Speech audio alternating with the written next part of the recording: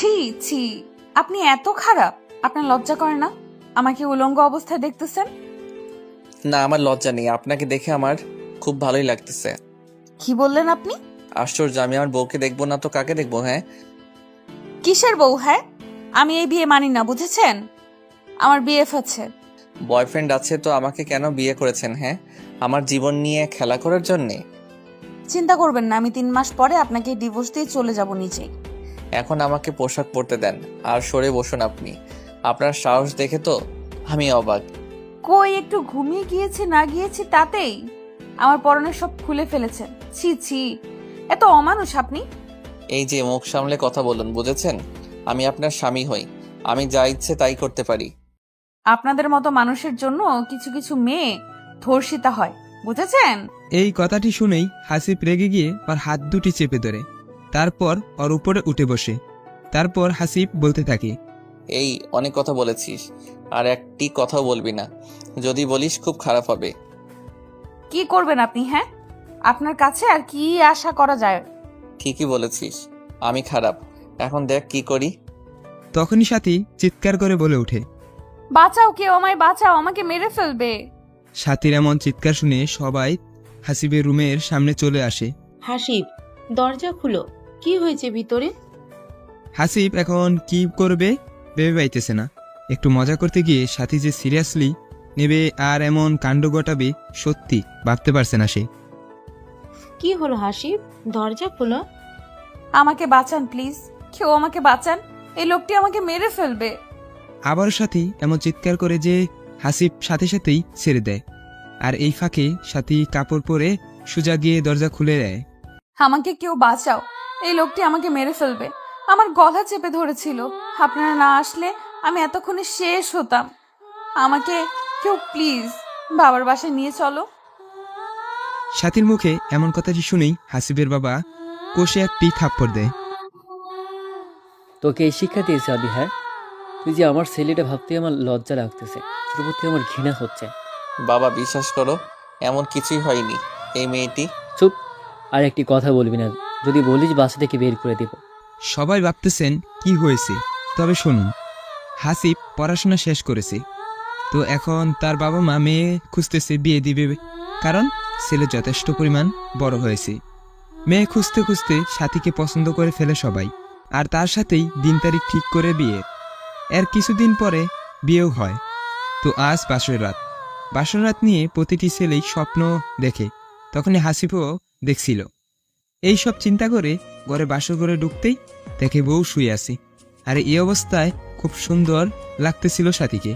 নিজেকে কন্ট্রোল করতে না পেরে হাসিব বিনা অনুমতিতে সাথীর শরীরের উপর পোশাক খুলে ফেলে। আর তখনই সাথীর ঘুম ভেঙে যায়। আর পরে তো সব দেখেছেন কি হচ্ছে। আমাকে বাবার বাসায় নিয়ে যান প্লিজ কেউ। সমস্যা নেই মা, ও আর কিছুই করবে না তোমাকে। উনি নাকি একটি মেয়েকে ভালোবাসে, তাই আমাকে বউ হিসেবে মেনে নিতে পারবে না। এসব কি বলতেছো সাথী? তুই মিথ্যা বলে আমাকে ছোট করতে চাও তুমি? আমি কেন মিথ্যা বলবো? হ্যাঁ, আপনি নিজেই বলেছেন।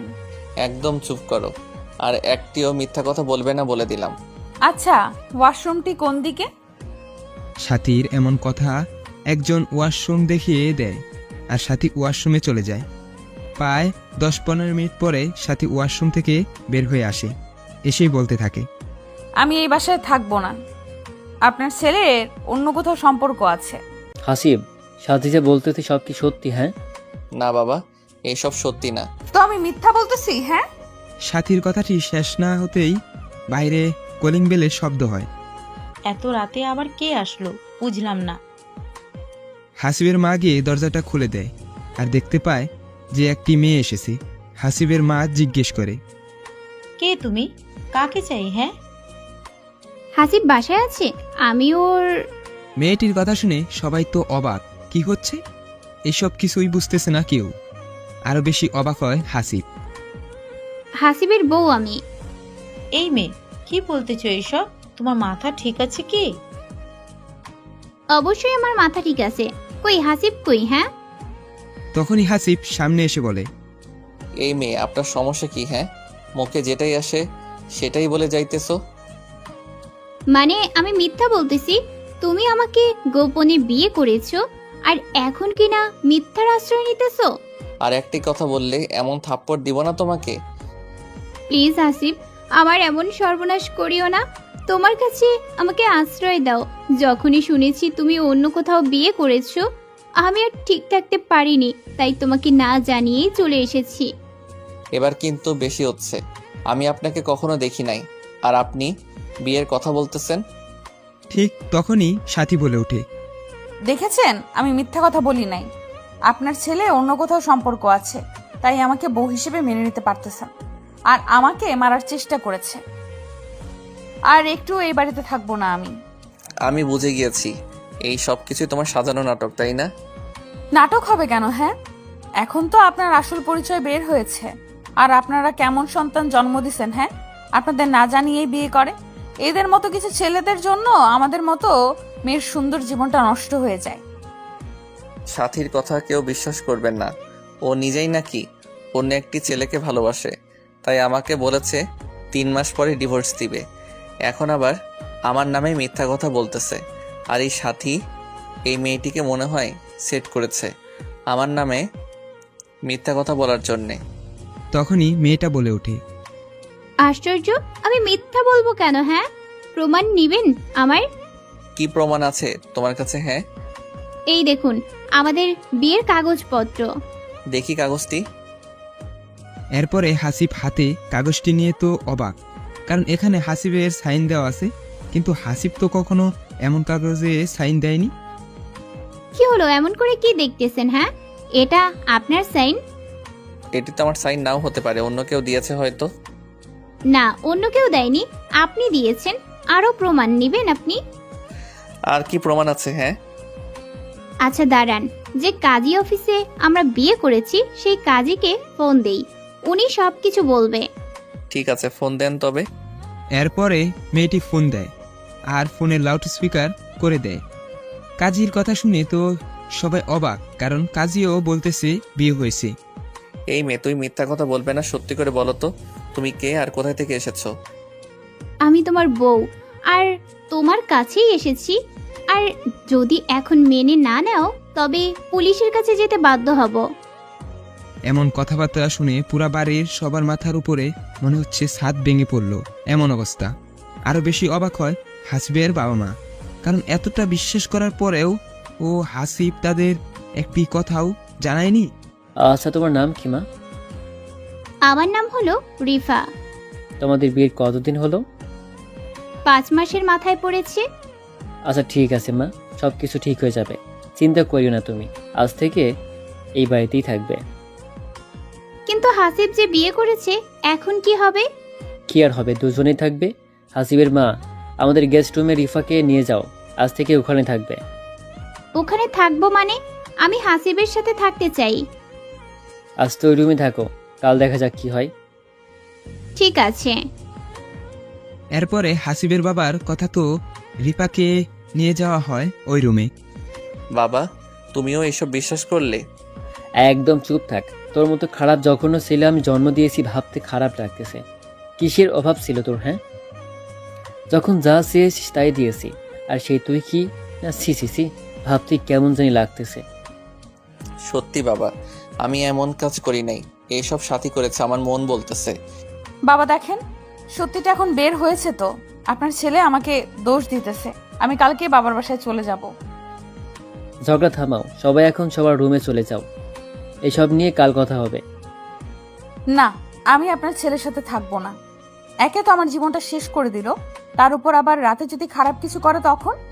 কিছু হবে না, যাও রুমে যাও। আর হাসিব, যদি একটাবার শুনি তুমি এমন কিছু করেছো, তো আমার মরা মুখ দেখবা। ঠিক আছে বাবা। এরপরে সবাই রুমে চলে যায়। তো হাসিব রুমে আসতে না আসতেই সাথী বলতে থাকে, আমাকে যত সহজ সরল ভাবছো, আমি কিন্তু ততটাও না। আমি জানি তুমি এসব কাহিনী ঘটাইছো। ঠিক বুঝেছেন। আপনি কেন এমন করলেন? এইসব মিথ্যা অপবাদ কেন দিলেন? আমি অন্য একজনকে ভালোবাসি, এটা ছাড়া আমার কোনো উপায় ছিল না। তাই বলে আমাকে সবার সামনে ছোট করলেন? কি এমন দোষ করেছি? আমি সবকিছু আগে থেকে ভেবে রেখেছিলাম, যখনই আপনি আমার উপর ঝাঁপিয়ে পড়বেন ঠিক তারপরেই এমন হবে। রিফা আপনার কে হয়? ও আমার বান্ধবী। আর একটি কথা বলতে চাই, সেটা হলো আমার স্বাক্ষর কোথায় পেলেন? একদিনেই দেখি সব কিছু জানতে চান, আস্তে আস্তে সব জানবেন 3 মাসে। ও, আপনি যে কতটা খারাপ সেটা বুঝে গেছি। দোয়া করি যার জন্য এমন কাজ করেছেন সেই যেন আপনাকে ছেড়ে না যায়। এত কথা ভালো লাগে না, চুপ থাকেন।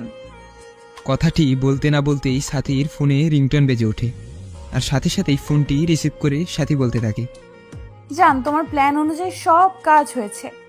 এখন শুধুমাত্র 3টা মাস অপেক্ষা করো, তারপরে তোমার কাছে সব সহ চলে যাব। জানো, এই পরিবারের সবগুলাই বোকা, একটুও কষ্ট হয়নি। এই কথাটি হাসিব শোনার সাথে সাথেই সাথীকে এমনভাবে তোর এত বড় সাহস, তুই কি না আমার পরিবারের লোককে বোকা বলিস? ওরা তোকে সম্মান করেছে, বুঝেছিস? তুই আমাকে থাপ্পড় দিলি? এত বড় সাহস তোর? হ্যাঁ, আবার কি চিৎকার করব? সেটা তোর ব্যাপার, তুই কি করবি না করবি। তোর মতো রাস্তার মেয়ে বেশ্যা এগুলো ছাড়া আর কি বা পারবে করতে? এই, মুখ সামলে কথা বল। চুপ করে ঘুমিয়ে যাবে এত মেয়ে কোথাকার। লজ্জা করে বিবাহিত স্বামী সামনে পরপুরুষের সাথে কথা বলিস? কেন, চলতেছে নাকি? আর তোর মতো খ্যাত ছেলেকে আমি স্বামী হিসেবে মানবো, এটা কেমনে ভাবলি? আহা হা হা। হাসিস কেন? হ্যাঁ, একদিন দেখবি এই খ্যাত ছেলেটার কাছে ফিরে আসতে হবে তোকে, কিন্তু তখন আর পাবি না। এইসব স্বপ্ন দেখতে থাক। এমন ঝগড়া করে দুজনে ঘুমিয়ে পড়ে, কারণ অনেক রাত হয়েছে। তাতেই আবার আজ বিয়ে হয়েছে, অনেক ক্লান্ত। তার পরের দিন সকালবেলা উঠে দেখে রিপা সব কাজ করতেছে। বাসার এটা দেখে তো সবাই অবাক, বিশেষ করে হাসিব আরো বেশি অবাক হয়। তখনই হাসিব জিজ্ঞেস করে, এই আপনি কি করতেছেন এইসব? হ্যাঁ, কি করে জানো না? বিয়ে হয়েছে, শ্বশুর বাড়িতে এসেছি, কাজ তো করতেই হবে, তাই কাজ করতেছি। বা ভালোই নাটক করতে পারো। কিসের নাটক করি আমি? হ্যাঁ, সেটা আপনি ভালো জানেন কি নাটক করতেছেন। ওভার অ্যাক্টিং বেশি হচ্ছে আমার মনে হয়। এই তুই চুপ করবি হাসিব। বাবা, তুমি জানো না এই মেয়েটি নাটক করতেছে? আর একটি কথা বলবি না। বিয়ে যখন চুপ করে করেছিস তখন মনে ছিল না, এখন এসে বলতেছিস? এই মেয়েকে আমি সত্যি বিয়ে করি নাই। সেটা তো কাল দেখলামই। এখন বিয়ে যখন করেছিস তখন 2টা মেয়েকেই নিয়ে সংসার করতে হবে। তখনই সাথী বলে ওঠে, এটা অসম্ভব। আমাকে মাফ করে দিও মা, আমি জানতাম না হাসিব এমন একটি কাজ ঘটাবে। না, আমি আমার স্বামীর ভাগ আর অন্য কাউকে দিব না। হাসিব একান্তই আমার। তখনই এটা নিয়ে একটু ঝগড়া হয় সাথী ও রিফার মধ্যে। এদিকে হাসিব বুঝতেছে না কি হচ্ছে এইসব। কারণ হলো এরা তো দুজনে প্ল্যান করে করতেছে, কিন্তু আবার ঝগড়াও করতেছে, ব্যাপারটা বুঝলো না। ঠিক তখনই আবার সাথীর ফোন কল আসে আর সাথী উপরে চলে যায়। এইভাবে সারাটা দিন ঝগড়া করতে করতে থাকে তারা। বাড়িতে পরিবেশটাই নষ্ট করে ফেলতে ঝগড়া করে। তো যখন রাত হয় হাসিব প্ল্যান করেই রিফার রুমে চলে যায়। রিফা, এই রিফা। এই কে কে কে এত রাতে? কে আমার রুমে? কে আবার? তোমার স্বামী হাসিব, আমি। তো এখানে কি করতেছো? স্বামী বউয়ের কাছে কেন আসে জানো না বুঝি তুমি? না, জানি না। স্বামী আসে আদর করতে, তেমনি আমিও এসেছি আমার বউকে আদর করতে আজ রাতে। এই, একদম আমার কাছে আসবেন না। সেটা বললে তো আর হবে না, আমি এখন তোমার সাথে শারীরিক সম্পর্ক করব। এই না, প্লিজ, যদি আমার কাছে আসো তো আমি কিন্তু চিৎকার করে উঠব। চিৎকার করো, সমস্যা নেই, আমি আমার বউয়ের কাছে আসতে পারি, সবাই এটাই ভাববে। প্লিজ, আমার এত বড় ক্ষতি করবেন না। কে শুনে কার কথা?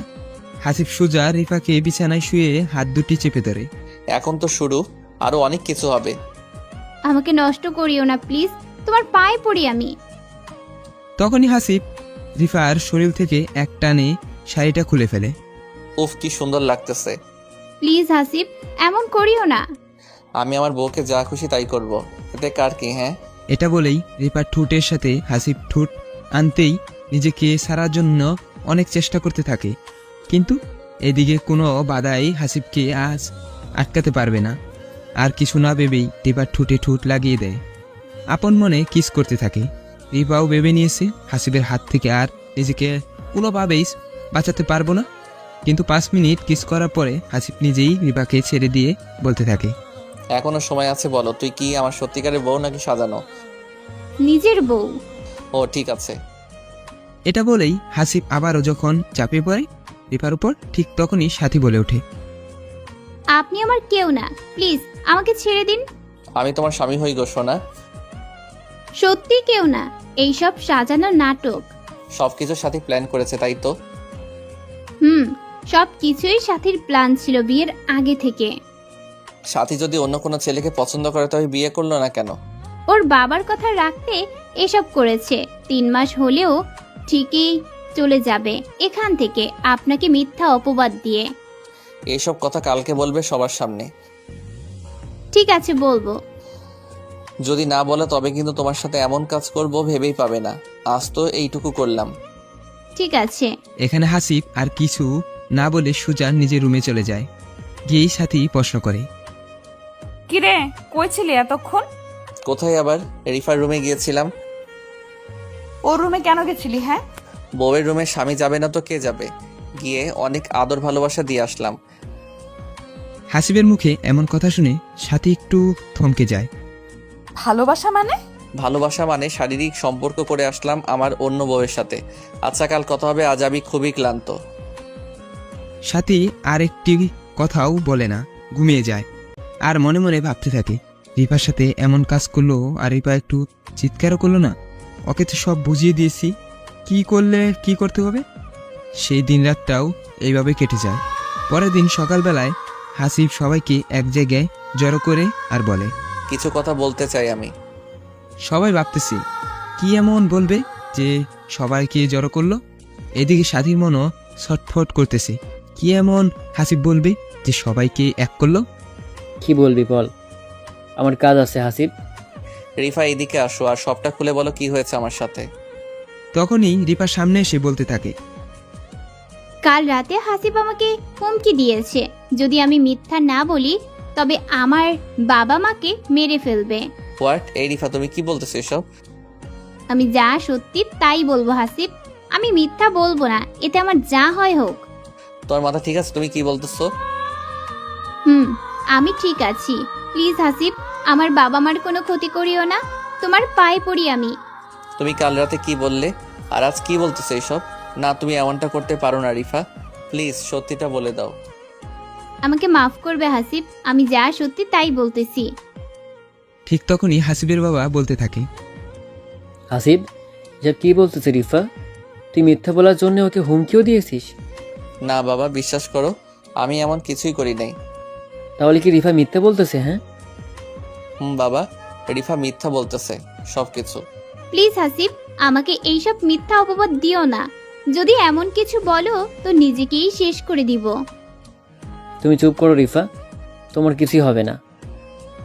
প্লিজ বাবা, আমার বাবা মা যেন কোনো প্রকার ক্ষতি না হয়। হাসিব, সত্যি করে বলতো তুই কি চাস? তুই যদি আগে রিফাকে বিয়ে করেছিলি তা আমাদের জানলি না কেন? মেয়েটার জীবন নিয়ে এমন করে খেললি কেন? বাবা, তুমি আমার কথা বুঝতেই চাইতেছো না কেন? আমি রিফাকে চিনি না। এই একদম চুপ কর, আমার সামনে আর একটু মিথ্যা কথা বলবি না। যদি নাই বিয়ে করিস তো কাল রাতে কেন রুমে গিয়েছিলি? আমি গিয়েছিলাম শুধুমাত্র এটাই বলতে যে তুমি কে আর কি চাও। না হাসিব, তুমি এটা বলো না। তুমি আমার সাথে 3-4 ঘন্টা থেকেছো, আমাকে অনেক কিছু করেছো, আর বলছো আমি যেন বলি আমি তোমার বউ না। সব কিছু আমি সাজাইছি, আর এই সব না বললে আমার বাবা মাকে মেরে ফেলবে। তোর মতো ছেলে আমি জন্ম দিয়েছি ভাবতে লজ্জা লাগছে। সি সি সি। ঠিক তখনই সাথী বলে ওঠে, আমি কিছু বলতে চাই। বলো, কি বলবা তুমি? রিফা যা বলতেছে সব সত্যি কথা। তুমি সেটা কেমনে জানলে? বাবা, হয়েছে কি, রিফা যখন বলল যে 3-4 ঘন্টা থেকে ওর সাথে, তখনই আমি কনফার্ম হলাম যে হাসিব তো কাল রাতে আমাকে বলেছিল যে সাথী তুমি থাকো, আমি একটু বাইরে যাব। কিন্তু এটা জানতাম না যে রিফা রুমে গিয়েছিল। আর কত প্রমাণ দিবি হাসিব? হ্যাঁ, আমাকে আর সবার সামনে ছোট করিস না প্লিজ। বাবা, শুধুমাত্র এইটুকু জেনে রাখো, আমি বড় চক্রে ফেসে গেছি। চুপ কর, আর একটি কথা বলিস না। তখনই রিফা বলে, বাবা, আমি এখানে আর একটুও থাকবো না, আমি আমার বাবা মার কাছে যাব। যদি হাসিব কোনো ক্ষতি করে তখন? না, তুমি কোথাও যাবে না, এখানেই থাকবে। তোমাকেও যেহেতু বিয়ে করছে তো তুমিও এইখানেই থাকবে। না, আমি এত কষ্ট করে থাকবো না বাবা। আমার স্বামী অন্য একটা মেয়ের সাথে রুমে থাকবে, খাবে, ঘুরতে যাবে, এটা আমি সহ্য করতে পারবো না। তবে তুমি কি করতে চাও? আমার জীবনটা তো নষ্ট করেছেই, আমি আর চাই না অন্য একজনের জীবনও নষ্ট হোক। তবে কি করবে? হয় আমাকে ডিভোর্স দিক, না হলে অন্যজনকে ডিভোর্স দিক। এটা কখনোই সম্ভব না। তোমরা দুজনেই থাকবে, ও দুজনেই দেখাশোনা করবে। না, এটা হয় না। এত কথা বলতে পারবো না, দুজনে থাকো ওকে। আমি এখনই একটু কাজে যাব, পরে কথা হবে। তখনই সাথী বলে, বাবা আজ তো আমাদের বাসায় যেতে হবে। ও হ্যাঁ, আমার মনেই ছিল না। আচ্ছা শোনো, দুপুরে যেও, আমি একটু কাজ শিখে আসছি। ঠিক আছে বাবা। এরপরে সবাই সবার রুমে চলে যায়। এদিকে হাসিব বুঝতেছে না কি হচ্ছে এর সাথে। সবাই দেখি গেম খেলতেছে, একদিকে সাথী, অন্যদিকে রিফা, আরেকদিকে বাবাও কোনো প্রকার কথা বিশ্বাস করতেছে না। আচ্ছা রিফা এমন করলো কিভাবে? ও তো কাল রাতে বললো সব সত্যি বলবে, কিন্তু আজ এমন পাল্টি খেলো কেমনে? এসব ভেবে ভেবে হাসিব রুমে আসতেই, এখনো এত বড় খেলোয়াড় হও নাই মিস্টার হাসিব। তোমরা যেটা করতেছো একদমই ঠিক করতেছো না। এর জন্যে খুব বড় মাসুল দিতে হবে তোমাদের। এই সাথী এত ছোট খেলোয়াড় না, বুঝেছেন? আমার ভালোবাসা মানুষের কাছে যাবই। যার জন্যে এত কিছু করতেছো সে যেন তোমাকে না ঠকায়। সেটা তোকে বলতে হবে না, ওর প্রতি আমার বিশ্বাস আছে, বুঝেছিস? একটি কথা বলি, উত্তর দিবা। কি কথা? রিফা পাল্টি খেলো কেমনে? হ্যাঁ জানতেই হবে নাকি? হুম। ওর কাছে ফোন আছে। তুই যখন কাল ওই সব বললি তখনই সন্দেহ হয়েছিল আমার, তাই মেসেজে সবকিছু বলে দিয়েছি কি কি করতে হবে। ও আচ্ছা, একদিন অনেক কাঁদবে আমার জন্যে, মনে রাখিও। কাঁদবো সেটা আবার তোর জন্য আমি? তুই আমার কে, হ্যাঁ, যে তোর জন্য কাঁদবো আমি? সময় বলে দিবে। নিজেকে কখনো আয়নায় দেখেছিস? হ্যাঁ দেখেছি, অনেকবার। ভেবে দেখ তুই কোথায় আর আমি কোথায়। তোর মতো খ্যাত ছেলের সাথে কি আমার যায়? আর শোন, তোকে কালকে দেখাবো আমি যাকে ভালোবাসি সে দেখতে কেমন সুদর্শন। সৌন্দর্যতেই সবকিছু থাকে না। তো এইভাবেই হাসিব ও সাথীর মধ্যে অনেক তর্ক বিতর্ক হয়। এর মধ্যেই আবার হাসিবের বাবা কাজ করে বাসায় আসে দুপুরে। হাসিব, বৌমা, কোথায় তোমরা? হাসিব সাথী বাবার ডাক শুনে রুম থেকে বের হয়ে আসে। বাবা বলো। বিয়ের পরের দিন তো বড় বউ দুজনে শ্বশুরবাড়িতে যাইতে হয়। তো তো মানে তুই সাথীকে নিয়ে ওর বাবার বাসায় যাবি আর দুদিন থেকে আসবি? অসম্ভব, আমি যাব না ওদের বাসায়। আরেকবার বলতো যাবি না? হ্যাঁ আমি যাবই না। তখনই সাথী বলে ওঠে, বাবা দেখেছেন আপনার ছেলে এমন করে। আমি রুমের ভেতরে কত করে বললাম 2 দিন থেকেই আসবো, কিন্তু ওনাকে যাবে না। হাসিব, তুই যদি না যাস তো অনেক খারাপ কিছু ঘটে যাবে, মনে রাখিস। বাবার এমন কথায় হাসিব শেষমেশ রাজি হয়ে যায়। ঠিক বিকাল 5টায় দুজনে গাড়ি করে বের হয় সাথীর বাবার বাসায় যাওয়ার উদ্দেশ্যে। তখন হাসিবের মাথায় একটাই চিন্তা কাজ করতেছি, কি থেকে জানি কি হয়, আল্লাহ ভালো জানে। এই গাড়িটা থামাও। গাড়ি থামাবো মানে? এই নির্জন রাস্তায়? যা বলেছি তাই কর। তো হাসিব সাথীর কথা মতো গাড়িটি থামানোর সাথে সাথেই গাড়ি থামাতেই সাথী নেমে পড়ে আর পিছনে দৌড়াতে থাকে। এইদিকে হাসিবও কিছু না বুঝে সাথীর পিছনে পিছনে যায় আর গিয়ে দেখতে পায় যে সাথী একটি ছেলের সাথে কথা বলতেছে। কেমন আছো সবুজ তুমি? তোমাকে ছাড়া কি আমি ভালো থাকতে পারি বলো? এই তো এসেছি তোমার কাছে। তার আগে বলো, এদিকে কোথায় যাচ্ছিলে? আরে কোথাও না, মন খারাপ তাই হাঁটতেছিলাম। কি ভাগ্য তোমার সাথে দেখা হয়ে গেল। এটাই হলো আমাদের ভালোবাসার টান। জানো তোমাকে খুব মিস করতেছিলাম, কিছুই ভালো লাগতেছিল না আমার। আমারও একই অবস্থা। তোমাকে ছেড়ে আর কোথাও যাব না সোনা পাখি আমার। সবাই ভাবতেছেন সবুজ লোকটা আবার কে। এখানে সবুজকেই সাথী ভালোবেসেছিল, তাই এত কিছু করেছে হাসিবের সাথে। ঠিক তখনই সবুজ সাথীকে জড়িয়ে ধরে যখনই ঠোঁটে কিস করতে যাবে সেই সময় হাসিব বলে ওঠে, এই দাঁড়াও ওখানেই। এই আপনি কে? আর এখানে কি করতেছেন? আমি কে সেটা সাথীকে বলো, আর সাথীকে ছেড়ে দাও। হোয়াট? কে এই লোকটি সাথে? ওর সাথেই তো আমার বিয়ে হয়েছে। তাই নাকি? এই বলছি না সাথীকে ছেড়ে দে। যদি ছেড়ে না দিই কি করবি? কথাটি শোনা মাত্রই হাসিব গিয়ে সবুজের শার্টের কলার ধরে বলতে থাকে। তুই আমার সামনে আমার বইয়ের গায়ে হাত দিস, এত বড় সাহস তোর? হ্যাঁ, এটা বলেই সবুজকে মারতে থাকে। আর এইদিকে সাথী তো অবাক হয়ে যায়, তাকিয়ে থাকে, কারণ হাসিবকে বোকা মনে করেছিল, আর ওই নাকি সবুজকে এমন করে মারতেছে। এই ছাড়ো দুজন দুজনকে প্লিজ। ঠিক তখনই হাসিব সাথীকেও খুব জোরেই একটি থাপ্পড় দেয়, এখান থেকে সরে যা। বলেই আবারও সবুজকে মারতে থাকে। ঠিক তখনই একটি গাড়ি এসে থামে, আর গাড়ি থেকে একটি সুন্দরী মেয়ে নেমেই বলতে থাকে, এই সবুজ, এই তুমি এখানে কি করতেছ? হ্যাঁ, তোমার জন্য আমি কত সময় ধরে অপেক্ষা করতেছি রেস্টুরেন্টে, আর তুমি মারামারি লাগাইছো এখানে। এরপরে অনেক জোরাজুরির পরে হাসিব ছেড়ে দেয় সবুজকে।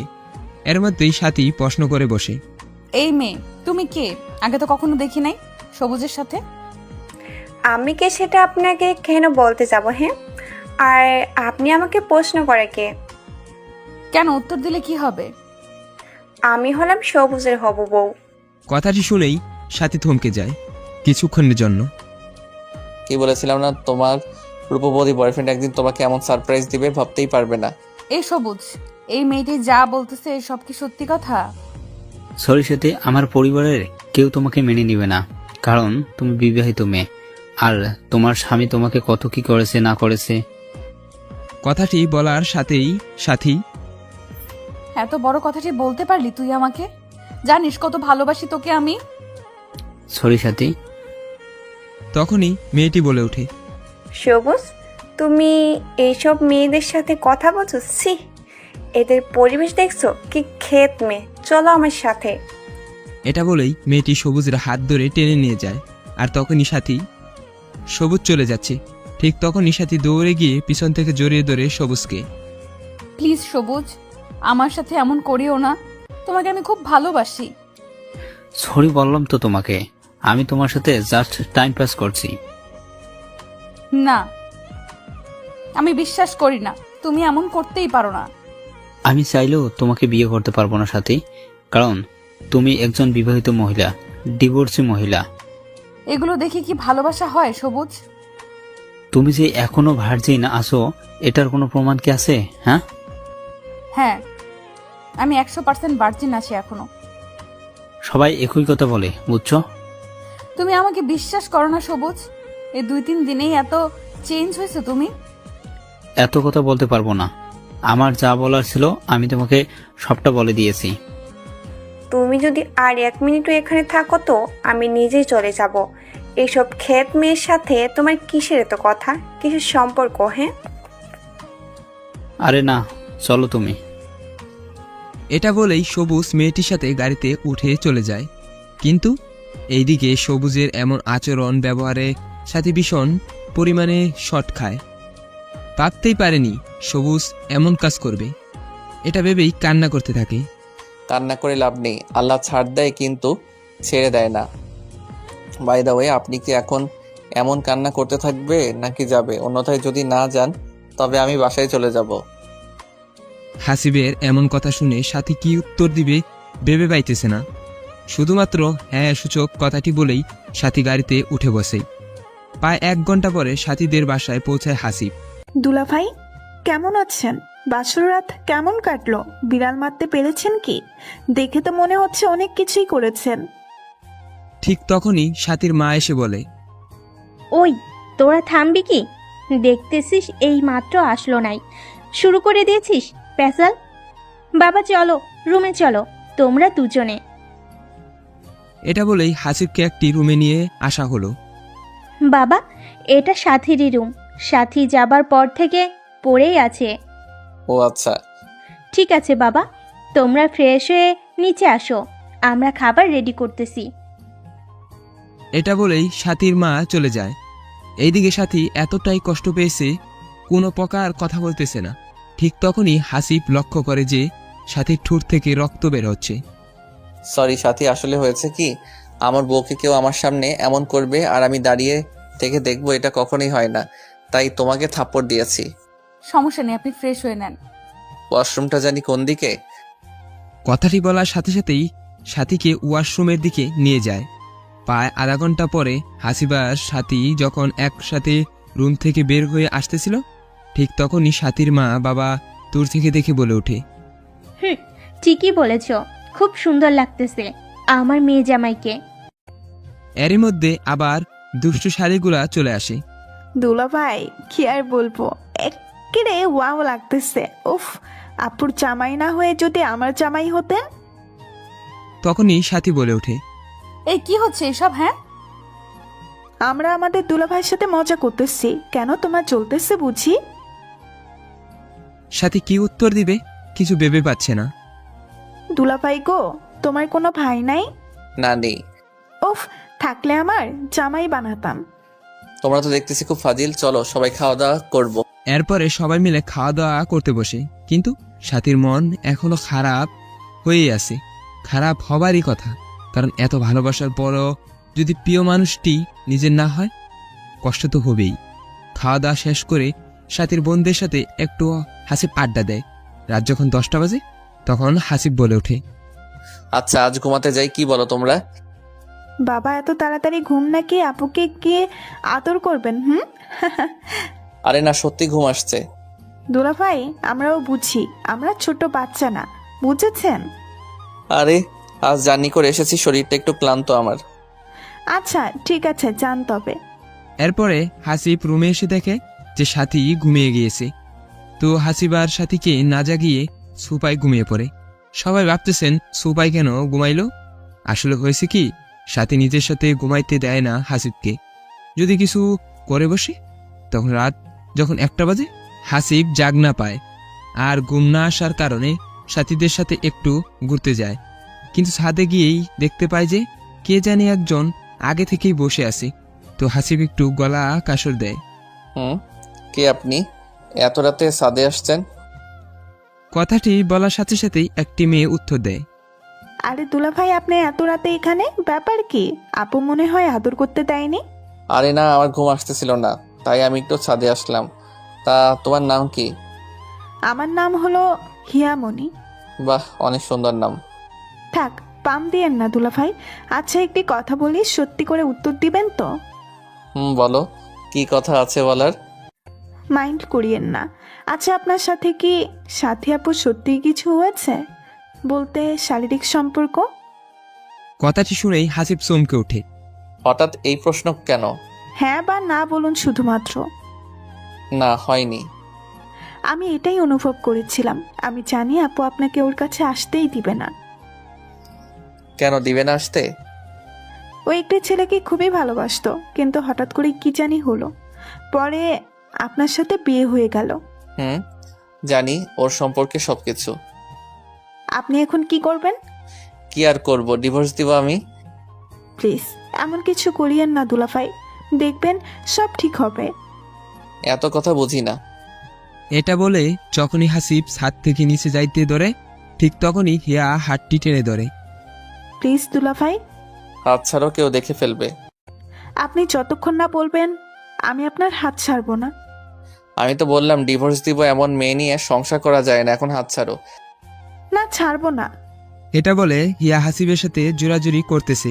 ঠিক সেই সময় একজন ছাদে আসে, আর সেই, তোর এত বড় সাহস আমার বোনের হাত ধরিস, তাও আবার এত রাতে? আরে না, আমি তো। হাসিবের কথাটি শেষ হতে না হতেই সাথী আবার বলতে থাকে, ছি, আমার ভাবতেই লজ্জা লাগতেছে, তোর মন মানসিকতা এত নিচে। আরে এমন করে বলতেছো কেন? আমার কথাটি আগে শুনো, তারপরেই বলিও। কি শুনবো তোর কথা? আমি নিজের চোখে দেখেছি এটা মিথ্যা। ঠিক তখনই হিয়া বলে ওঠে, আপু তুমি এবার থামবা, অনেক অপমান করলে দুলাভাইকে। আমার ঘুম আসছিল না, তাই আমি সাথে আসছি। এর ঠিক 10 মিনিট পরে দুলাভাইও চলে আসে সাথে, কারণ দুলাভাইয়ের নাকি ঘুম আসছিল না। আমাকে দেখে দুলাভাই যেতে চেয়েছিল, কিন্তু আমি যেতে দেইনি। আমি বলেছি একটু কথা বলি ভাইয়া, তাই ভাইয়াও আর না করতে পারে না। বুঝলাম, কিন্তু হাত ধরে আছিস কেন ওর তুই? কেন হাত ধরলে তোর কোনো সমস্যা আছে? অবশ্যই সমস্যা আছে। ও আমার স্বামী, তোর দুলাভাই। আহা হা। হাসতেছিস কেন? আমি কি হাসার কোনো কথা বলেছি তোকে? স্বামী যে বললে, তাকে কি তার অধিকারটা দিয়েছো? কি বলতে চাস তুই? হ্যাঁ, কেন, আমি কি ইংলিশে কথা বলতেছি যে বুঝো না? তুমি বললে তোমার স্বামী, আজ পর্যন্ত কি টাচ করতে দিয়েছো তাকে? সেটা তোকে বলতে যাব কেন? হ্যাঁ, তুই ছোট, সবসময় ছোটদের মতোই থাকবি। তোমাকে 3 মাস পরে দুলাভাই নিজেই ডিভোর্স দিবে, তুমি দেওয়ার আগেই। তাই দুলাভাইয়ের হাত ধরে বলেছিলাম, আমার আপুর জীবনটা নষ্ট করিও না। এই কথাটি শুনে সাথী যেন কিছুক্ষণের জন্য থমকে যায়। তোকে কে বলেছে ও আমাকে ডিভোর্স দিবে? কে আবার বলবে? দুলাভাই বলেছে। ভালোই তবে হলো, ওর কাছ থেকে মুক্তি পেলেই আমি খুশি। হাসিব এই কথাগুলো শুনে আর কিছু না বলে সোজা রুমে এসে ঘুমিয়ে পড়ে। তো এইভাবেই 2-3 দিন কেটে গেল সাথীদের বাসায়। আজ চলে আসবে সাথী আর হাসিবের বাসায়। বাবা, আমার মেয়েটি খুব রাগী, তুমি ওর কথায় কিছু মনে করিও না প্লিজ। ঠিক আছে মা, সমস্যা নেই। সাথী, শোন মা, জামাইকে কখনো কষ্ট দিস না। যদি কষ্ট দিস, জীবনে সুখী হতে পারবি না। সাথী শুধুমাত্র মাথা নাড়িয়ে হ্যাঁ সূচক জানায়। তা বিদায় নিয়ে দুজনে বাসায় চলে আসি। বাসায় আসতে না আসতেই রিফা চলে আসে হাসিবের কাছে। আপনি সরুন, আমি নিজেই পারবো নিতে। এমন করতে নেই, দেন বলছি না। এটা বলে রিফা জোর করে ব্যাগগুলা নিজে নিয়ে রুমে চলে আসে। তো রিফা যখন ব্যাগগুলা নিয়ে নেয় তখন হাসিব একটু ওয়াশরুমে চলে যায়। রিফা ব্যাগগুলা হাসিবের রুমে নিয়ে আসতেই সাথী বলে ওঠে, রিফা শোন। বল, কি বলবি? তার আগে তুই বল, সবুজ ভাইয়ের সাথে কি তোর দেখা হয়েছিল? এসব পরে শুনিস। আচ্ছা বল তবে, কি বলতে চাইলি? তোর কাজ এখন এখানে শেষ, তুই কালকে চলে যাস। মানে কি বলতেছিস এইসব? যা বলেছি তাই কর। তোর কাজ শেষ, এখন চলে যা। বাকি কাজ আমি নিজেই করতে পারবো। না, আমি যাব না। যাবি না মানে? কি বলতে চাস তুই? আমি এই 5-6 দিনে এই বাসার মানুষগুলোর মায়ায় পড়ে গেছি, আমি যেতে পারবো না। হোয়াট? তোর মাথা ঠিক আছে? কি বলতেছিস? আমার মাথা ঠিক আছে সম্পূর্ণ। তোকে আমি এখানে থাকার জন্য কি এনেছি? হ্যাঁ, তোর সমস্যা কি বুঝলাম না। তুই তো 3 মাস পরে ডিভোর্স দিবি, তো এত কথা পেঁচাইতেছিস কেন? সেটা তুই বুঝবি না। আমি যাইতে পারবো না। আর তুমি হাসিবকে ডিভোর্স দিলে আমি কোনো না কোনো ভাবেই হাসিবের মনে জায়গা করে নিয়ে কোনো না কোনো ভাবেই বিয়ে করে নিব, আর চিরকাল এখানেই থাকবো। মাথা গরম করিস না আমার রিফা, তোকে যা বলেছি তাই কর, না হলে খুব খারাপ হবে বলে দিলাম। যা ইচ্ছে করতে পারিস তুই। তুই যে হাসিবের বউ না, এসব বলে দিব কিন্তু। বলে দেখ, তারপরে কি হয় তোর আবার। এটা বলতে না বলতেই হাসিব চলে আসে। এ কি হয়েছে এখানে? হ্যাঁ, চিলাচিলি করতেছো কেন দুজনে? জানো হাসিব, স্বাধীনা আমার সাথে খারাপ ব্যবহার করতেছে। আমি শুধু মাত্র বললাম, ছোট তোর বাসায় কেমন দিন গেল। একদম মিথ্যা বলবি না বলে দিলাম। তোকে কি এই কথা আমি বলেছি? তো কি বলেছো শুনি একটু। এই, তোমরা দুজন নাটক বন্ধ করবে? তোমরা দুজন কি চাচ্ছ আবার? হ্যাঁ, আমি কিছু চাই না, তোমাকে চাই শুধুমাত্র। লজ্জা করে না অন্যজনের স্বামীকে নিজের স্বামী ভাবিস?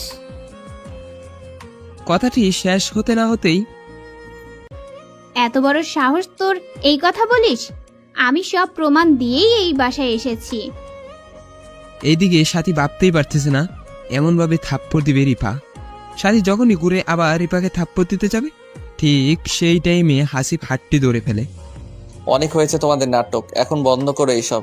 রিফা, আপনি আপনার রুমে চলে যান। রিফা হাসিবের কথা মতো রুমে আসে, কিন্তু এইদিকে আবার সাথীও ভাবতেই পারতেছে না এমন একটা সময় আসবে যে সময়ে রিফা এমন পাল্টি খাবে। এখন শুধুমাত্র হাসিবের মাথায় একটি চিন্তা, সাথী কবে ডিভোর্স দিবে আর কবে এই সব থেকে মুক্তি পাবে। এমন সময় কান্নাকাটির আওয়াজ শুনতে পায় হাসিব, তাই রুম থেকে বেরিয়ে আসে। এসে দেখে রিফা কান্না করতেছে। কি হয়েছে মা তোমার? কান্নাকারি করতেছো কেন? বাবা, আমি চাই হাসিব আজ থেকে আমার সাথে থাকবে। কিন্তু ও যদি তোমার কোনো ক্ষতি করে? আমার বিশ্বাস কোনো ক্ষতি করবে না। কি হয়েছে এখানে এত কান্নাকাটি কেন শুনি? এত কিছু বুঝতে হবে না। আজ থেকে 1 সপ্তাহ রিভার্সে থাকবি, কথা মনে থাকে যেন। কিন্তু বাবা। কোনো কিন্তু নেই, আবার কথাই শেষ কথা। ঠিক আছে। রাত যখন 9টা বাজে বাবার কথা মতো হাসিব রিপার রুমে আসে। রুমে আসতে না আসতেই রিপা হাসিবকে জড়িয়ে ধরে। এই কি করতেছেন? ছাড়েন আমাকে। ছাড়ার জন্য কি এনেছি রুমে তোমাকে? এটা বলে রিপা এই রূপ যৌবন তোমার চোখে কি পড়ে না? শুধু সারাটি দিন সাথীর সাথেই থাকো। আমিও তো তোমার বউ নাকি? আপনি কি বলতেছেন এসব? আশ্চর্য হবার কি আছে শুনি? আমি তো আপনার স্ত্রী হই নাকি? নাটক বন্ধ করুন আর আমাকে ছেড়ে দিন, না হলে চিল্লাচিল্লি করব। চিৎকার করে কোনো লাভ নেই। আপনি কি যাচ্ছেন? হ্যাঁ, আমি চাইতেছি তুমি আমাকে একটি বেবি এনে দাও। হোয়াট? আমি তোমার সন্তানের মা হতে চাই। আবার আমাকে ফান্দে ফেলানোর নাটক শুরু করে দিয়েছেন। না, সত্যি সত্যি আমি মা হতে চাই। একদম চুপ করেন। আপনাকে কি আমি বিয়ে করেছি যে আপনাকে গর্ভবতী বানাবো? হ্যাঁ, প্লিজ হাসিব, প্লিজ। আমি তোমাকে সত্যি অনেক ভালোবাসি, বিশ্বাস করো। বিশ্বাস শব্দটা তো মরেই গেছে। ঠিক তখনই রিপা ওয়ার্ডফের উপর থেকে কোরআন শরীফ এনে বলতেছে। এই যে দেখো, কোরআন ছুঁয়ে বলতেছি, হাসিব আমি তোমাকে সত্যি অনেক ভালোবাসি। এটা দেখে হাসিবও একটু আশ্চর্য হয় আর ভাবতে থাকে কি হচ্ছে এইসব। কিন্তু আমাকে কেন ভালোবাসো? জানো, আমি এখানে অভিনয় করতে এসেছি, কিন্তু তোমার পরিবারের এমন ভালোবাসা, স্নেহ, যত্ন পেয়ে আমি তোমার পরিবারের মায়ায় পড়ে গিয়েছি। শুধুমাত্র ওর জন্যই কি? না, আরো কারণ আছে। জানো, সাথী তোমাকে ডিভোর্স দিবে 3 মাস পরে, আর সবুজ নামের একটি ছেলেকে বিয়ে করবে। আমাকে এখানে এনেছে যেন তোমাদের সংসারে সমস্যা সৃষ্টি করি, আর বলেছিল তুমি নাকি খুবই খারাপ, তোমার পরিবারের মানুষও খুব খারাপ। তাই 3 মাসের মধ্যে যেন আরো একটা সমস্যা সৃষ্টি হয় আর তুমি ওকে ডিভোর্স দাও। কিন্তু হাসি, বিশ্বাস করো, আমি এখানে এসে আমি বুঝতে পারি সাথী সব কিছুই ভুল বলেছে, কারণ তোমার পরিবারের মানুষের মতো মানুষ হয় না। আর তুমি এত ভালো একজন মানুষ, যা বলার ভাষা নেই। কি করে তোমাদের আমি কষ্ট দেই? তাই আমি ভেবেছি সাথী চলে গেলে আমি তোমাকে সত্যি সত্যি বিয়ে করে নেব। জানো সাথী আজ কি বলেছে?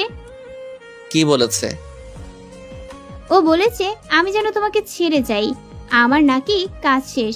বিশ্বাস করো হাসিব, আমি তোমাকে ভালোবেসে ফেলেছি।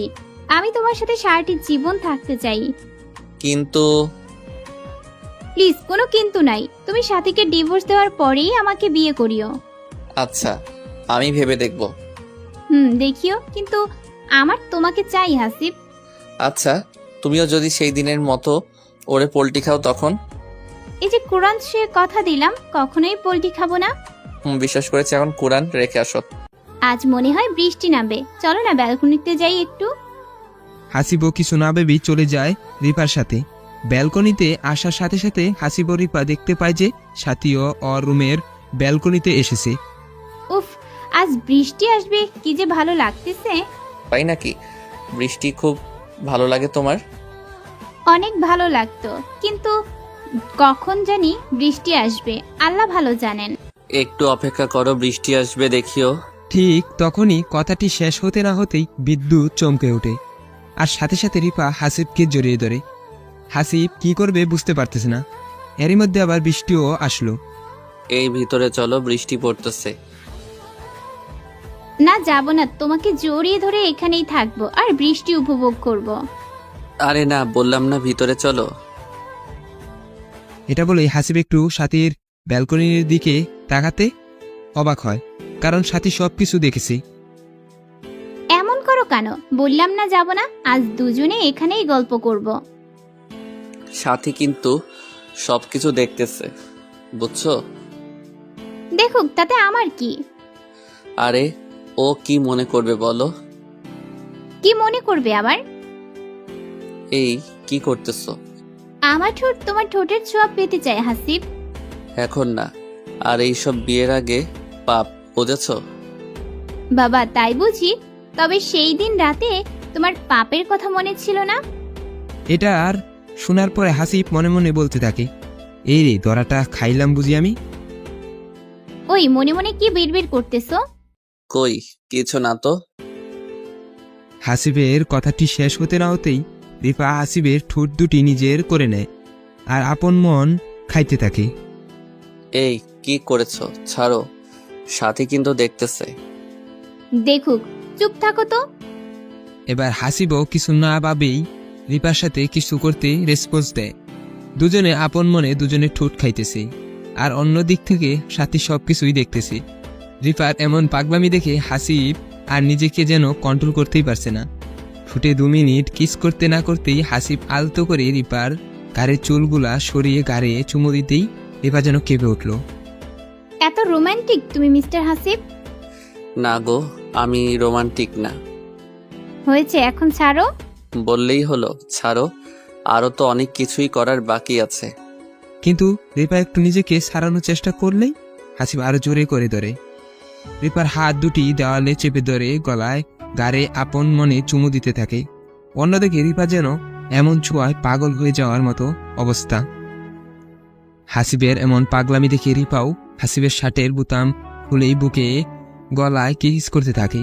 কিন্তু সাথী যে এই সব কিছু দেখতেছে, এদের এই চিন্তাটা মাথায় নেই। ওই, আমাকে প্লিজ কখনো ছেড়ে যেও না। যাবো না, এখন আদর করতে দাও তো। এটা বলেই হাসিব রিপাকে পুড়ে তুলে নিয়ে রুমের ভিতরে চলে আসে ব্যালকনি থেকে। এই, কোথায় নিয়ে যাও? দেখো কি করি তোমাকে। এটা বলেই রিপাকে খাটের উপরে রাখে। এই জানো, তোমাকে শাড়ি পরে না সেই সুন্দর আর হট লাগতেছে। ওই, কি বলো এইসব? সত্যি বলতেছি, সেই সুন্দর লাগতেছে। এইসব সৌন্দর্য তোমার জন্য পাগল। তাই বুঝি। ঠিক আছে, আমি এখন আমার জিনিসগুলো ভোগ করব। এটা বলে রিপার শাড়িটা একটানে খুলে ফেলে আর নাভির উপরে আলতো করে একটি সুখের পরশ এঁকে দেয় ঠোঁট দিয়ে। মা, রিপার নাভির উপরে হাসিবের ঠোঁটের এমন ছোঁয়া পাওয়ার সাথে সাথেই পুরা শরীরের লোম দাঁড়িয়ে যায়। হাজারো চেষ্টা করেও যেন হাসিবের কাছ থেকে আর নিজেকে ছাড়াতে পারছে না। এই রোমান্টিক মুহূর্তে সময় কে জানি এসে দরজায় নাড়া দিচ্ছে। কে দরজায় নাড়া দিচ্ছেন? আমি সাথী, দরজাটা খুলে দাও তো। এমন মুহূর্তে এসে কেউ সমস্যা সৃষ্টি করবে ভাবতেই পারছে না হাসিব। কি বলার আছে কাল বলেন, এখন ডিস্টার্ব করিও না প্লিজ। বললাম না দরজা খুলো। দরজা না খুললে কিন্তু আমি ছাদ থেকে ঝাঁপ দিয়ে আত্মহত্যা করব। জি বলুন, কি বলবেন? আমার রুমে চলো। আশ্চর্য, আমি আপনার রুমে যাব কেন? কারণ আমি আপনার বউ, আপনি আমার সাথে থাকবেন। আপনি আমার বউ? হ্যাঁ, আমি আপনার বিয়ে করা বউ। আর আপনি একজন অপরিচিত মেয়ের সাথে এমন কাজ করতেছেন, লজ্জা করে না? আশ্চর্য, লজ্জা করবে কেন? সেও তো আমার বিয়ে করা একজন বউ। বিয়ে করা বউ মানে? হ্যাঁ, ও আমার বিয়ে করা বউ। আমার যা ইচ্ছা আমি সব করতে পারবো। নাটক বন্ধ করুন। আমি এনেছি রিফাকে এই বাসাতে। এনেছেন, ভালো করেছেন। আপনার ডিভোর্স দিয়ে রিফাকে নতুন করে বিয়ে করব। এটা কখনো সম্ভব না। আমি আপনাকে ছাড়বো না। দেখা যাবে কি হয়। রিফা শোন, তুই যদি আমার জামাইয়ের সাথে খারাপ কিছু করার চেষ্টা করিস, খুব খারাপ হবে। তোকে কিন্তু শেষ করে দিব। হাসিব শুধুমাত্র আমার, বুঝেছিস? হাসিব আমাকে ভালোবাসে, তোকে না। ফকিন্নির বাচ্চা, তোকে এখানে আনাটাই ভুল করেছি। একদম চুপ করো। অনেক কথা বলেছিস আমার বউকে। কেন, তোর সবুজ কি হলো? যা, সবুজের কাছে যা। আর এক মুহূর্ত এখানে থাকবি না, যা রুমে যা। হাসিবের এমন থাপ্পড় দেখে রিপা অবাক। সত্যি ভাবতে পারছে না হাসিব সাথীকে থাপ্পড় দিবে। তো সাথী আর কিছু না বলে রুমে চলে আসে। এদিকে হাসিবেরও মনটা খারাপ হয়ে যায়। এইভাবেই সেই রাতটি কেটে যায়। পরের দিন ঠিক দুপুর 2টায় রিপার ফোনে একটি অপরিচিত নাম্বার থেকে ফোন আসে। আসসালামু আলাইকুম, কে বলতেছেন? সালাম পরে দিস যদি তুই। মাথা ঘুরে যাওয়ার পরে ঠিক যখন 10 মিনিট পরে জ্ঞান ফিরে আসে, তখন সাথে সাথে রিফা হাসিবের কাছে চলে আসে। আরে রিফা, তুমি এমন হাঁপাচ্ছ কেন? কি হয়েছে? আমার বাবা মাকে কে জানি কিডন্যাপ করেছে। কি বলো এইসব? এখন হলো? জানি না, এখন বলতেছে 2 লক্ষ টাকা লাগবে। কি বলো, এত টাকা এখন কোথায় পাবো আমরা? আমি জানি। প্লিজ আসিফ, আমার বাবা মাকে বাঁচাও তুমি। আচ্ছা, দেখি কি করা যায়। খুব ফাস্ট দেখো। আচ্ছা রিফা, একটা কথা বলি। বলো, কি কথা বলবা? এই সব কিছুর পিছনে আবার সাথীর হাত নেই তো? আমার তো মন বলতেছে এই সব কিছু সাথী করেছে। কিন্তু ও এমন কাজ কেন করবে? হ্যাঁ, কাল রাতে শুনলে না তুমি কি বলল? আচ্ছা ওয়েট, আমি ডাকতেছি সাথীকে।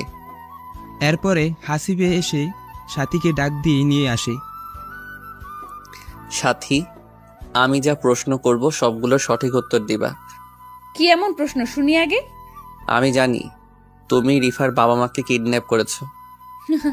আমি কিডন্যাপ করব কেন? সেটা আমি কি জানি, তুমি ভালো জানো। প্লিজ সাথী, আমার বাবা মার কোনো ক্ষতি করিস না।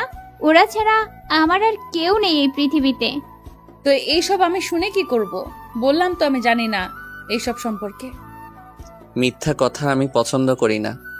একেই তো কিডন্যাপ করাইছো, আবার 2 লক্ষ টাকাও চাইতেছো। কোনো প্রকার প্রমাণ কি আছে তোর কাছে যে আমি এইসব কিছু করেছি? তুই যে কেমন সেটা আমার থেকে কেউ ভালো জানে না। আমি জানি তুই এই কাজ করেছিস। একদম চুপ কর, মিথ্যা কথা বলবি না। আমার তো মনে হয় তোরা দুজনে এই সব প্ল্যান করে আমাকে বাসা থেকে বের করে দেওয়ার প্ল্যান করতেছিস। ঠিক এমন সময় হাসিবের বাবা চলে আসে। কি হয়েছে এখানে? এভাবে চিল্লাচিল্লি কেন? তেমন কিছু না বাবা। তখনই সাথী বলে ওঠে, বাবা হয়ে কি? রিফা এবং আপনার ছেলে দুজনে মিলে প্ল্যান করেছে আমাকে কিভাবে বের করে দেওয়া যায় বাসা থেকে। কি বলতেছে কিছুতে বুঝতেছি না আমি। রিফার নাকি বাবা মা কিডন্যাপ হয়েছে, আর সেই কিডন্যাপ নাকি আমি করেছি। এইসব অভিযোগ আমার উপরে তুলেছে। কি এসব হাসিব? তোর সাক্ষী প্রমাণ ছাড়া তুমি কেমনে অন্যজনের উপর দোষারোপ করো? দোষারোপ করতেছি না। আমার বাবা মার কি হবে এখন যদি মেরে ফেলে আমার বাবা মাকে? কিচ্ছুটি হবে না, চলো আমরা পুলিশের কাছে চলে যাই। ওরা এটাও বলেছে যদি পুলিশের কাছে যাই তো আমার বাবা মাকে সাথে সাথেই মেরে ফেলবে। আচ্ছা বাদ দাও, চলো আমরা সবাই মিলে খুঁজে দেখি একটু, নাকি বলো? আমি একটু তোমার সাথে একা কথা বলতে চাই হাসিব। যা বলার এখানেই বলো, কি হয়েছে? বললাম তো একান্তই কথা বলতে চাই। ঠিক আছে। এটা বলে হাসিব রুমে আসে। পিছু পিছু সাথীও চলে আসে। বলো কি বলবে এখন? জানি না কথাটি বিশ্বাস করবে কিনা। কি কথা? কথাটি হলো যে তুমি যে রিফার সাথে এমন ভাবে চলতেছো, তুমি কি ওর অতীত সম্পর্কে জানো? না, কেন? ওর অতীতে আবার কি হয়েছিল? ও কিন্তু একজন মাফিয়ার মেয়ে, বলা যায় ও নিজেও একজন মাফিয়া। ওর বাবা মা কেন কিডন্যাপ হয়? এই একদম মিথ্যা বানোয়াট কথা বলবে না। বিশ্বাস কর, আমি সত্যি বলতেছি। তো তোমার সাথে এই মাফিয়ার পরিচয় কেমনে হলো? আসলে আমি যেই কলেজে পড়তাম রিফাও সেই কলেজেই পড়তো, কিন্তু রিফা ছিল খারাপ স্টুডেন্ট, তাই আমাদের সাথে বন্ধুত্ব করে। আমরাও না বলি নাই, কারণ সবাই আমরা মানুষ, একে অপরের সাহায্য করব, এটাই স্বাভাবিক। তা ঠিক বলেছ। তারপরে হলো কি, আমার সাথে ও সব সময় থাকতো। এক সময় দুজনে বেস্ট ফ্রেন্ড হই আমরা। একদিন কলেজ শেষে ঘুরতেছি, ঠিক সেই সময় কিছু ছেলে আসে, এসে আমাদের ডিস্টার্ব করতে থাকে। অনেক বোঝাই কিন্তু বোঝে না। ঠিক তখনই রিফা আমাকে ওর ব্যাগটি দিয়ে বলে, তুমি বসো, আমি এদের দেখতেছি। তারপরে কি হলো? সবগুলো ছেলেকে এমন ভাবে মারলো, আমি দেখে তো অবাক। আমি তখন ভাবতে থাকি একটি মেয়ে মানুষ কেমনে এমন ভাবে সবাইকে পেটালো। ছেলেগুলো যখনই চলে যায় আমি রিফাকে জিজ্ঞেস করি, আচ্ছা তোর শরীরে এত শক্তি কই থেকে আসলো রে? সত্যি করে বল। থাক, অন্যদিন শুনিস। আজকেই বলতে হবে তোকে। তবে শোন, আমি একজন মাফিয়ার মেয়ে। মনে করতে পারিস আমিও মাফিয়া। আমাদের কাজ হলো মানুষকে কিডন্যাপ করা আর পরে মুক্তিপণ চাওয়া।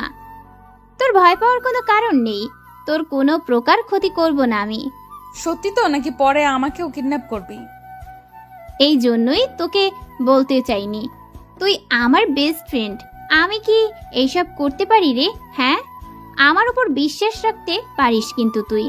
তবু ভয় লাগতেছে আমার রিফা, বিশ্বাস কর। তুই যেভাবে ছেলেগুলোরে পিটাইলি, একজন ছেলেও এমন ভাবে পিটাইতে পারবে না। এরপরে আমিও একটু ভয় পেতাম, কিন্তু যখন দেখছি আমার কোনো ক্ষতি করে না, তখন আর ভয় পাই নাই। জানো, ওর সাহস দেখেই আমি তোমাদের বাসায় এনেছি। অনেক সুন্দর নাটক সাজাইতে পারো, কিন্তু তুমি বন্ধ করো তোমার এই বানোয়াট নাটক। একটি মেয়ে হয়ে অন্য আরেকটি মেয়ের নামে এমন বাজে কথা বলো, লজ্জাও করে না তোমার? হাসিব, বিশ্বাস করো আমি মিথ্যা বলতেছি না, সবকিছুই সত্যি। বিশ্বাস? সেটা আবার তোমাকে কখনোই না, বুঝছো? কি করলে বিশ্বাস করবে? কোনো কিছুই করা লাগবে না। কেন আমি রিফার সাথে মিশতেছি এটা তোমার সহ্য হচ্ছে না, তাই ওর নামে মিথ্যা অপবাদ দিতেছ। তুমি একজন ছলনাময় নারী, বুঝছো? এটা বলেই হাসিব বাইরে এসে দেখে যে রিফা, এই রিফা রিফা তো নেই, চলে গেল ওর বাবা মাকে খুঁজতে। একাই চলে গেল। আর ও কোথায় খুঁজবে ওর বাবা মাকে? আমি জানি না। শোন, মনে হয় বেশি দূর যেতে পারে নাই, তুই যা রিফাকে খুঁজতে। ঠিক আছে বাবা, আমিও যাইতেছি। এটা বলেই হাসিবও বেরিয়ে পড়ে রিফাকে খোঁজার উদ্দেশ্যে। রিফাকে খুঁজতে বের হলেও হাসিবের মনে এখন একটু ভয় কাজ করতেছে, কারণ যদি সাথীর কথা সত্যি হয় তখন কি হবে? একজন রিস্কাওয়ালাকে হাসিব প্রশ্ন করতেছে। আচ্ছা ভাইয়া, এই দিকে কি একটা মেয়ে গিয়েছে? অনেক মেয়ে তো যায়, আপনি জানি কার কথা বলতেছেন। মেয়েটি একটু লম্বা চিকন করে, তবে ফর্সা অনেক।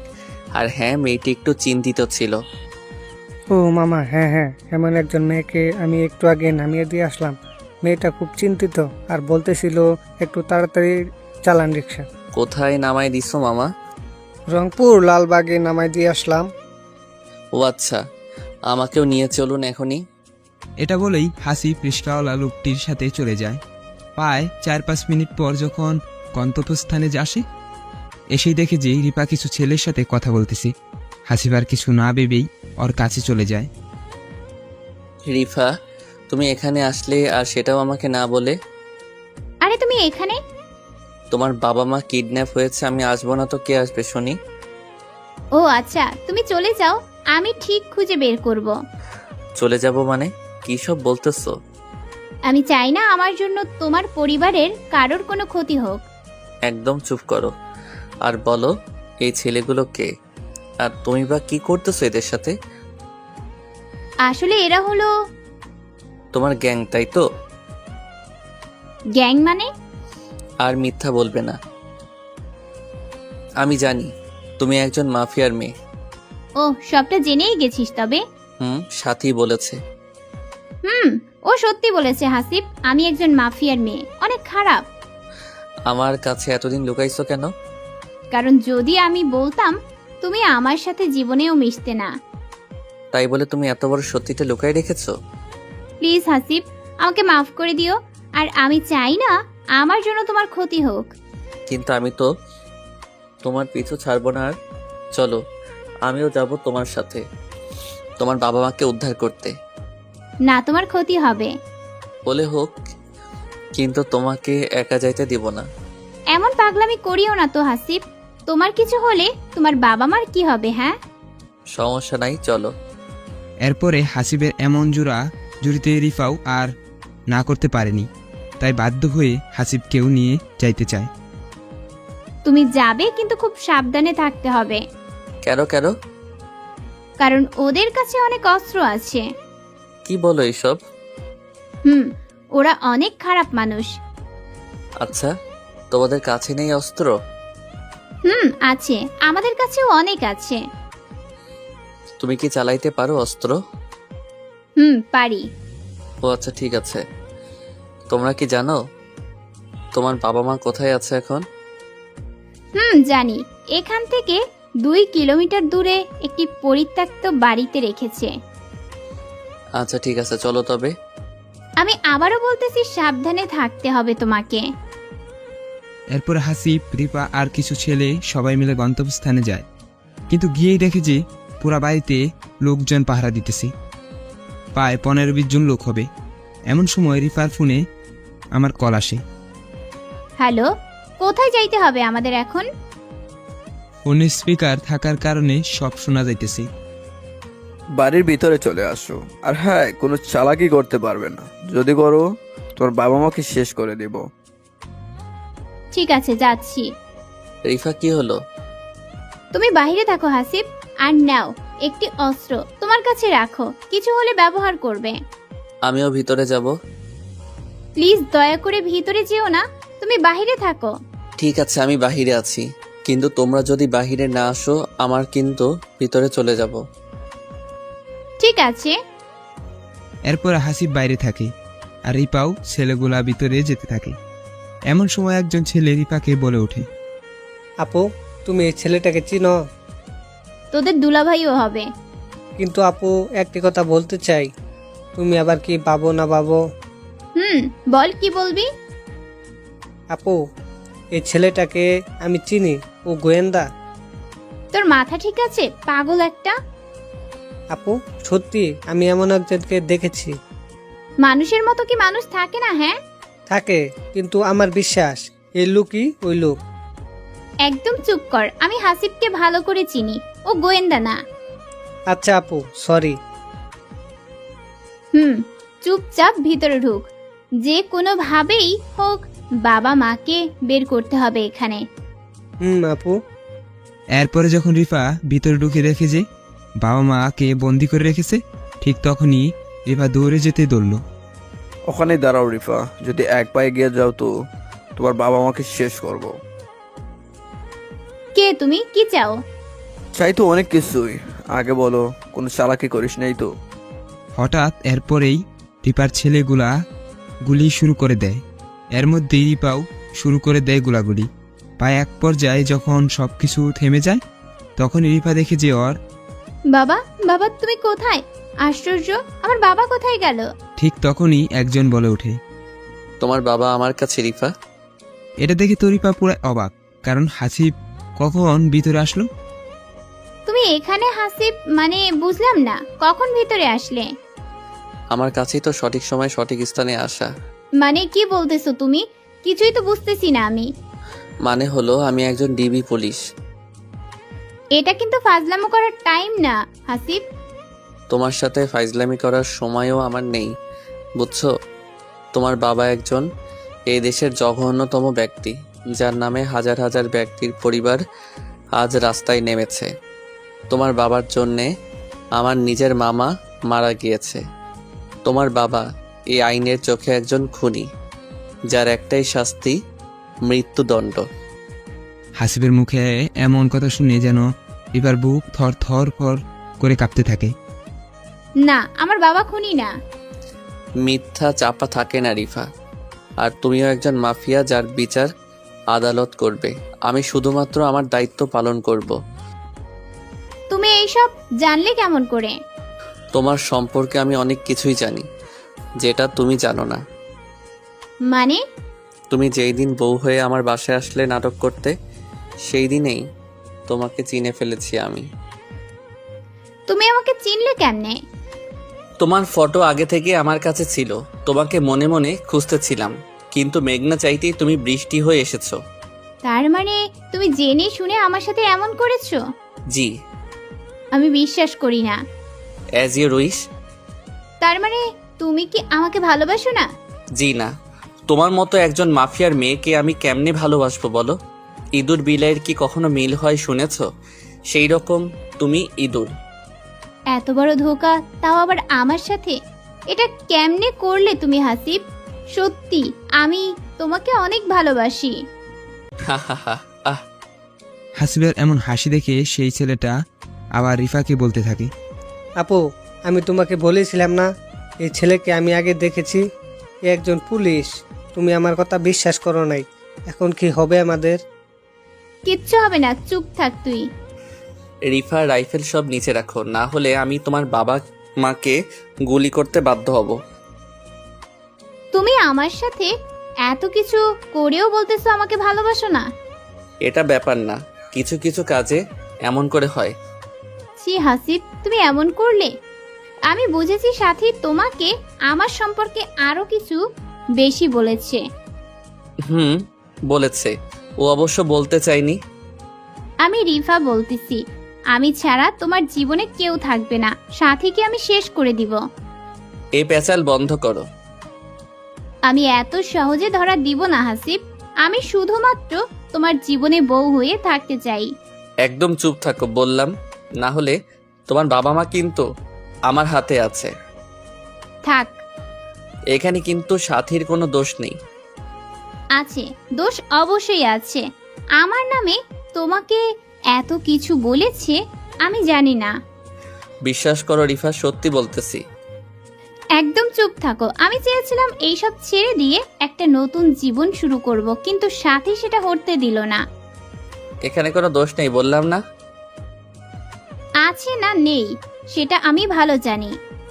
অনেক বুঝাইছি তোমাকে, এখন কি তুমি নিজেই ধরা দিবে নাকি আমার আসল রূপটা বের করতে হবে সেটা বলো।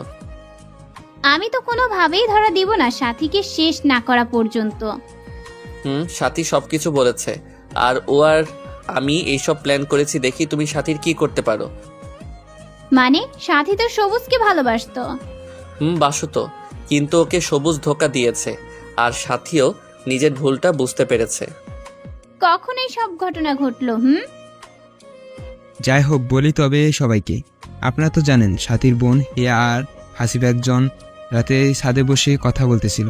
সেই দিন কিন্তু সাথী ওদের সব কথা শুনেছিল আর ভাবছিল সবুজ তো আমাকে ধোঁকা দিছিল, কিন্তু এই হাসিব তো কোনো প্রকার ধোঁকা দেয়নি। সবুজ যদি আমাকে ভুলে নতুন কোনো মেয়েকে নিয়ে থাকতে পারে, তো আমি কেন পারবো না হাসিবকে ভালোবেসে তার সংসার করতে? এটা ভেবে হাসিবকে সেই রাতে বলে, হিয়া তুই আর হাবিব কি করতেছিস এত রাতে ছাদে? না আপু, কিচ্ছু না। আমার ঘুম আসছিল না তাই ছাদে আসছি, কিন্তু একটু পর দুলাভাইও আসলো তাই গল্প করতেছি। ও আচ্ছা। হাসিব রুমে চলো তো, কথা আছে। অনেকেই বলতে পারেন ভাই সেই দিনের রাতে সব কাহিনী কি মিথ্যা ছিল? ভাই সব মিথ্যা ছিল। তো সাথীর কথা মতো হাসিবও পিছে পিছে আসে হাসিবের রুমে। সাথী বলো কি বলবা। সরি, আমাকে মাফ করে দিও। আমি আমার ভুল বুঝতে পেরেছি। আমি ভুল মানুষকে ভালোবেসেছিলাম, তোমাকে অনেক কষ্ট দিয়েছি, অপমান করেছি। এটা বলেই পা ধরে কান্না করতে থাকে সাথী। তোমার ভুল বুঝতে পেরেছো, এটাই অনেক। তবে তোমাকে তখন মাফ করব যখন আমার কথার উত্তর দিবা সত্যি সত্যি। বলো কি কথা? রিফ একজন মাফিয়া, ওর বাবা মাও মাফিয়া, কিন্তু তুমি চিনো কেমনে? একসাথে পড়াশোনা করেছি, ও আমার বান্ধবী হয়।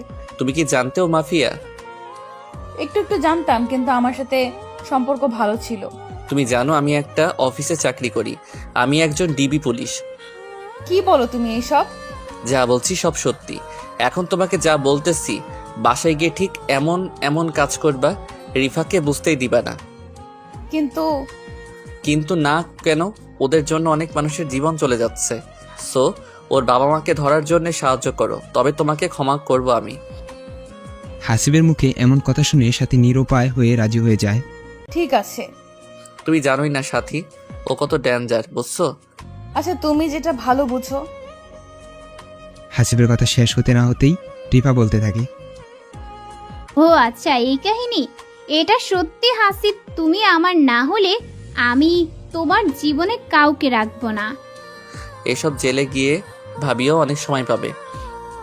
কথাটি শেষ না হতেই রিপা এমন একটি কাজ করে। কথা শেষ হতেই রিপা আবার গোলাগুলি শুরু করে দেয়, কিন্তু সেটা কারোর উপরে না। এমন গোলাগুলিতে সবাই একটু স্তব্ধ হয়ে যায় কিছুক্ষণের জন্য।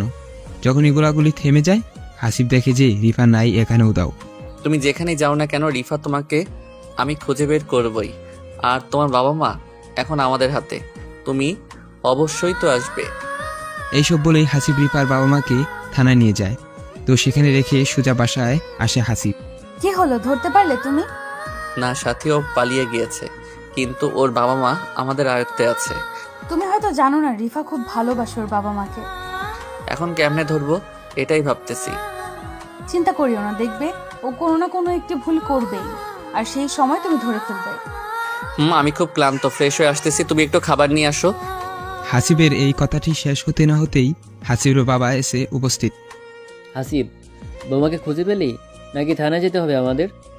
বাবা তোমাকে আগেও বলেছি না ও তোমাদের বউ না, ও একজন মাফিয়া। আমার সাথে মজা করিস তাই না? তোমার সাথে মজা করতে যাব কেন শুনি?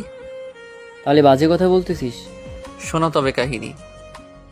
এরপরে প্রথম থেকে শুরু হবে। হাসিব সবকিছু বলতে থাকে বাবাকে, আর হাসিবের বাবা এটা শোনার পর তো অবাক।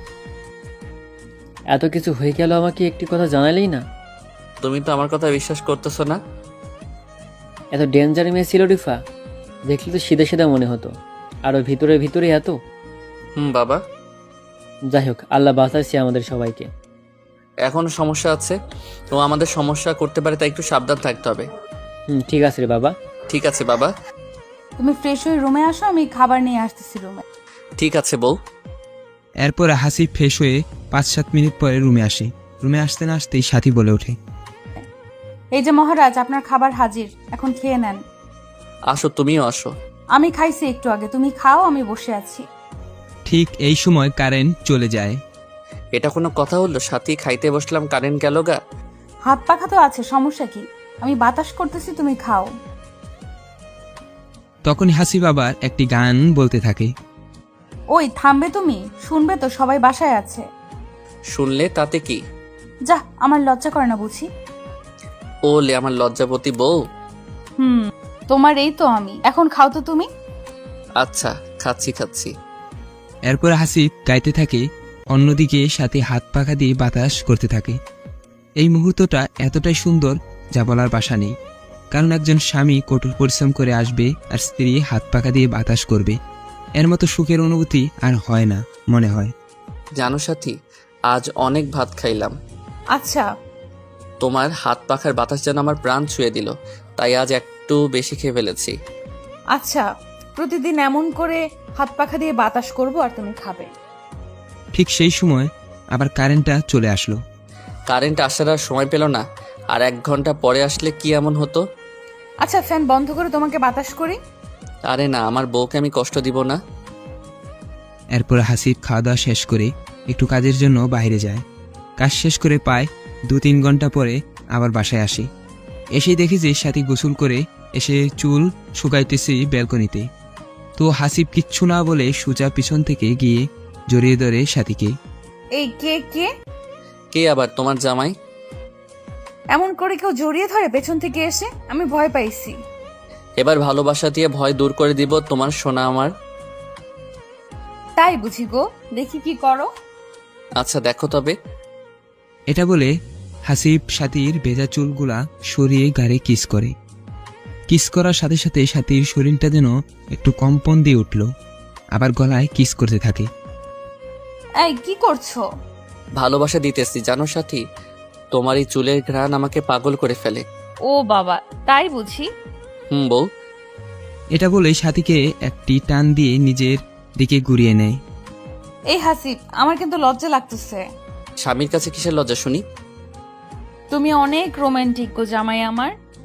তাই নাকি? আচ্ছা, আরো রোমান্টিক হই তবে।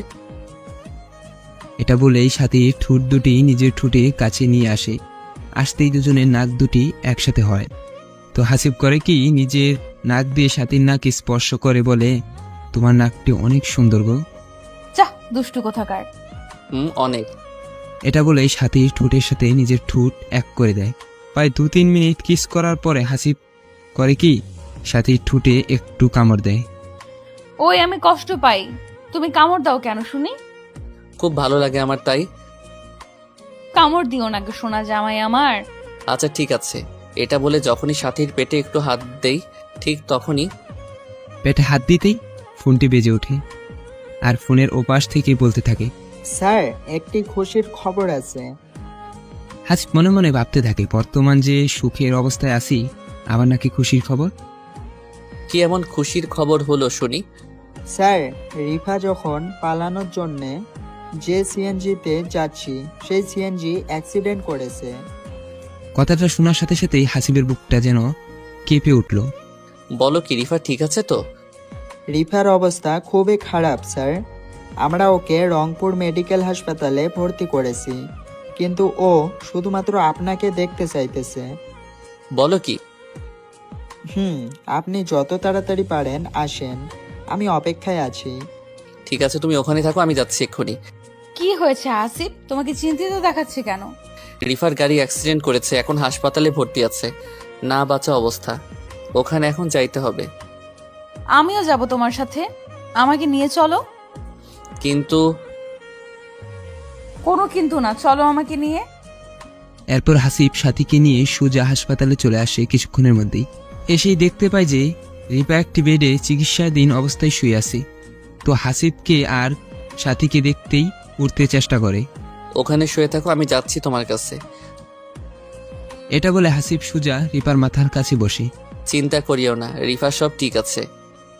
আমি মনে হয় আর বেশিক্ষণ বাঁচবো না হাসিব।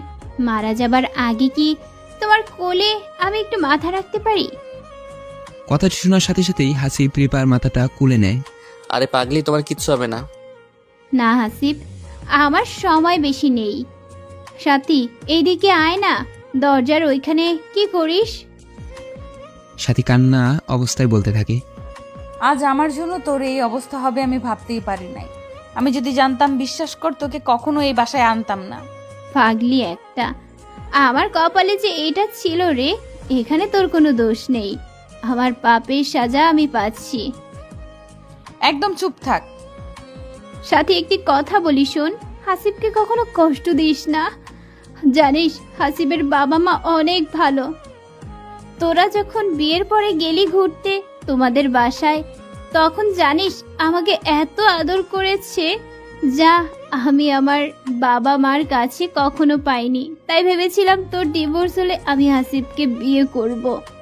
আমার আগের সব অতীত ভুলে নতুন করে বাঁচবো। তাই আমি এই সব করেছি রে। আমার ব্যবহারে কষ্ট পাইলে মাফ করে দিস। আর কথা দে, হাসিবকে কখনো কষ্ট দিস না। জানিস আল্লাহ আমার কপালে এই সুখ রাখিনি। যাই হোক, আল্লাহ যেটা ভালো বুঝে সেটাই হয়তো করেছে। প্লিজ আমাকে কথা দে না। রিপার মুখে এমন কথা শুনে হাসিব থেকে পুরা রুমের লোক সবার চোখে পানি চলে আসে। আমি তোকে কথা দিলাম, কখনো হাসিবকে কষ্ট দিব না, সবসময় অনেক ভালোবাসবো। এখন ঠিক আছে হাসিব, তুমিও কথা দাও কখনো সাথীকে কষ্ট দেব না। কথা দিলাম। ও হ্যাঁ, আর একটি কথা, আমার বাবা মা তো জেলে, ওদের একটু দেখে রাখিও প্লিজ। ওদের অনেক বয়স হয়েছে, জানি ওরা অনেক খারাপ কাজ করেছে, কিন্তু তবুও একটু খেয়াল রাখিও। হাসি। হাসিবের নামটি বলা শেষ হতে না হতেই রিপা তার নিঃশ্বাস ত্যাগ করে। রিপা মারা যাওয়ার পরে যেন সবাই হতবাক হয়ে তাকিয়ে শুধুমাত্র ওর দিকে, কেউ কোনো কথা বলতেছে না। ঠিক তখনই কিছু পুলিশ এসে বলে, স্যার, আমরা এখন কি রিফাকে নিয়ে যেতে পারি? কারণ ওকে চেক করতে হবে। তার কোনো দরকার নেই, আমি ওকে আমাদের নিজস্ব কবরস্থানে মাটি দিব। এরপর হাসিব রিফাকে বাসায় নিয়ে আসে।